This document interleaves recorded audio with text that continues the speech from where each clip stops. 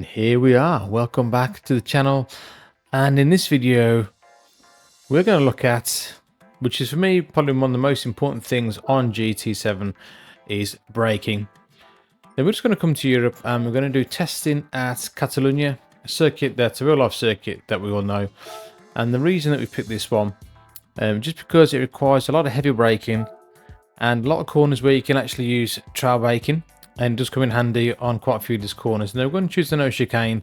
Two reasons. One, I cannot stand the Mickey Mouse chicane at the end of the Grand Prix circuit.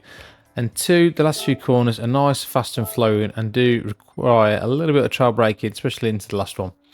So the car we're going to use for this is the McLaren GR4. It's a mid-engine rear-wheel drive car, so a nice stable car to use for braking and for this testing. So in this video we're going to cover a few topics. One of those is common mistakes using braking while racing. The other one we're going to look at is brake balance, which works best for the car. Trail braking we're going to look at as well, the importance of that around a lap. And also finally we'll look at some of the assists that you can use to help you. Like I said, I think the braking is one of the hardest skills that you need to learn on GT7.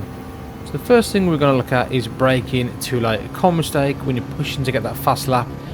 So you can come to the first braking point, you can see this little black box on the left hand side. Now, normally when you brake in, as you come level with that, but we're going to brake just after, just to show you where we shoot the corner, then we're having to turn in full lock into that corner, which ruins the run onto that straight. At the end of that curb, we're reaching a speed of 77 miles an hour.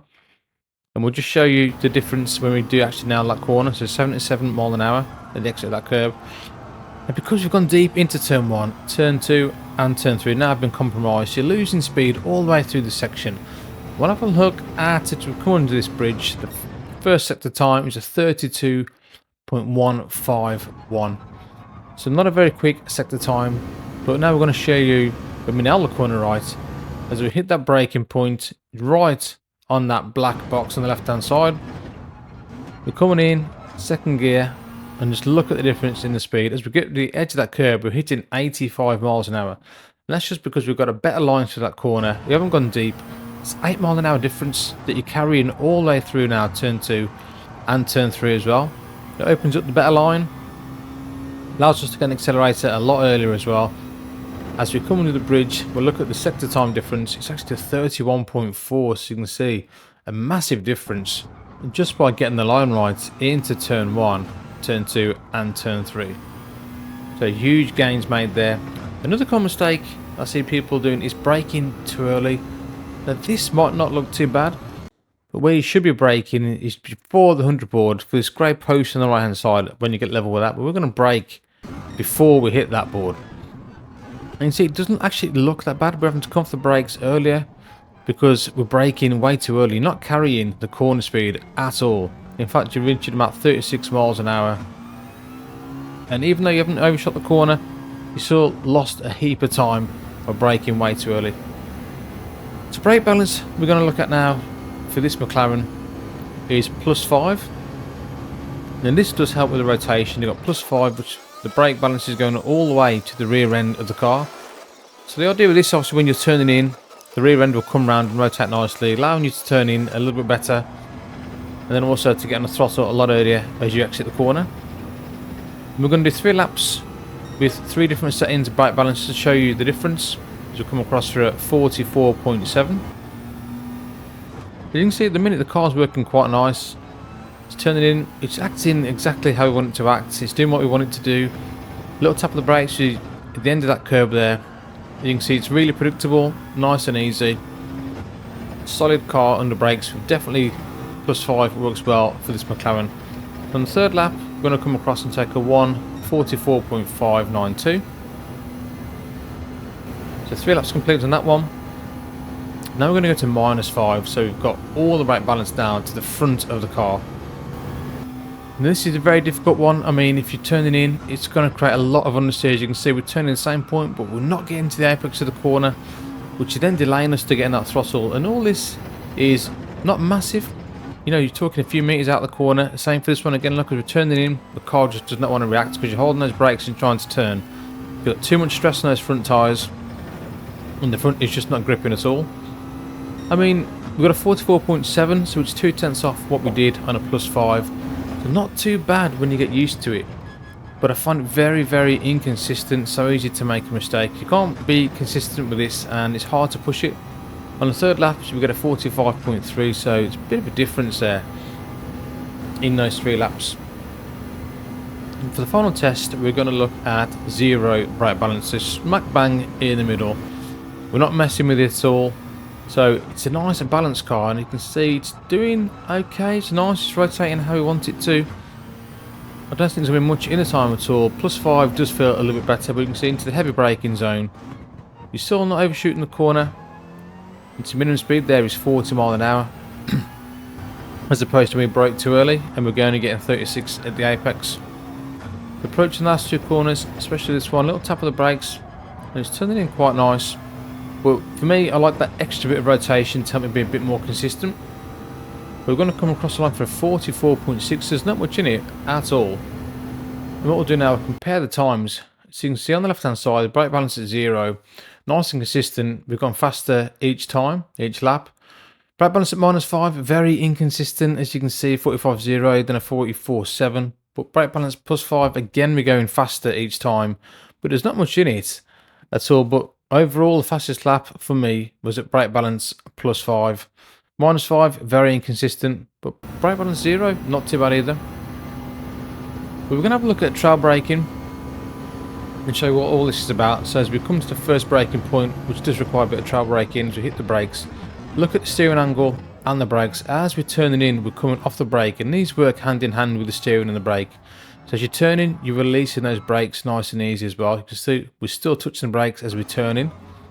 If you're holding the brake too much and turning, you're going to create a lot of understeer. You will not be able to turn the car in as well. So come to the next one. Look exactly the same again. Hit the brakes and the steering. As we turn in, we're releasing those brakes and we're still turning at the same time. So these two work hand in hand. You see we're still holding that brake. Just to allow us to carry as much speed as we can to get the extra bit of rotation in these corners as well. It's a very important skill to learn, and a very important one to master as well. You can hold the brakes too much in a corner, and that's when I say about braking too much or too early. In GT7 you have to use the momentum of the car and the car's downforce to get around these corners, and this is a hard skill to master. You can see you're going to be braking too much, you want to use all the grip available to you on these cars.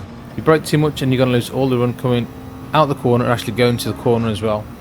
The trail braking, difficult, but definitely give it a go and see how you get on.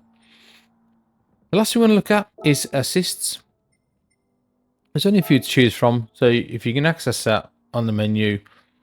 So we first want to look at is ABS. You've got 3 to choose from: off, weak, and default. I wouldn't recommend running it off. Absolute nightmare if you know how to go. Yeah, I wouldn't recommend that at all. Normally I run on default. I think it feels to me a lot more consistent. But we do have weak, and weak does help in certain cases. If you're really struggling with the car to turn in and rotate into the corner, even at +5 on the brake balance, try it on weak and give it a go. Normally weak in sports cars is quite difficult. I would normally stick with default. But in your race cars, sometimes it does help. Put it onto weak to get the extra little bit of turning the front end as you're braking as well. So I'm going to show you the first sector on weak. You can see there's actually not much in it at all. It does allow you to get into that first corner maybe a little bit better than if you had it on default. So come to the first sector, it's a 31.4, so we've matched what we did before on defaults. But for me, yeah, like I said before, it's preference. Some cars you might want to change it about, but mainly I use default. Then as I'm really struggling with one of the race cars, I might try weak and see how we go. But the other assists that we're going to look at, just scroll down. We've looked at the ABS. We've got braking indicator, so we're going to turn that one on. And we've also got a braking area as well. And these are to help you more if you don't know the course, if you're learning the course and you're not sure on braking points. We're going to show you this now. So we've got these on, we're going to approach the first corner again. And you can see you've got a massive braking zone right there. You can't miss it. So when you hit these, red lines across the road, that's when you're hitting the brakes. You've also got a braking indicator there, look, I've just shown you. I mean, these can work quite well. I mean, it's not the most immersive thing going. You've got a big flashing red thing in the middle of the screen. But also, we normally brake at the start of this curve, and you can see with the braking there, the braking zone is just after. So we're going to brake in that braking zone. And you can see it's a little bit too late. We can't get the turning on that corner, much to go wide. So even though it does help you, it's the same for this corner as well. To me, it's a little bit too late, which ends up going deep in the corner and losing that time on the exit. But it's about learning still where to brake. The next lap, see, we'll learn from there. We're going to brake where we normally do at the beginning of the curve. Look at the difference. Go on that corner like a dream, and that delta is coming right down. We're 3/10 down, and we're actually going to end up half a second up by the time we get to the next corner. And it's exactly the same for the next one. You can see as we overshot it. We're going to brake that a little bit earlier where we normally do, and we make the corner pretty much bang on. So a lot more time gained as well. So even though these braking indicators and braking markers will help you, to be honest, I'm old school, and having raced in real life before, I don't like having too many things flashing up on the screen. I like to be a bit more immersive. So for me, I like to pick things on the track that are always going to be there as a constant. So braking markers are pretty much a given all the time. Other things on the track like marshals are always going to remain there. Curbs are also another good one as well as a reference point, like the start of curbs or the end of curbs are always good as a reference as well. But before we go any further, guys, if you do like this content, please leave a like and subscribe to the channel. Really appreciate your support. We're going to do a few more of these, and this is part one that we're looking at braking, but I'm looking to do cornering, also assists in general, traction control, ABS we've already looked at, counter steer, all those kind of things. We're also going to be looking at racecraft and steering too, all to see if we can help you get faster on GT7. So we're just going to have the basics, but let me know what you guys think. I hope you enjoyed the video. Thank you for watching, and I'll see you all on the next one. Happy braking. Laters.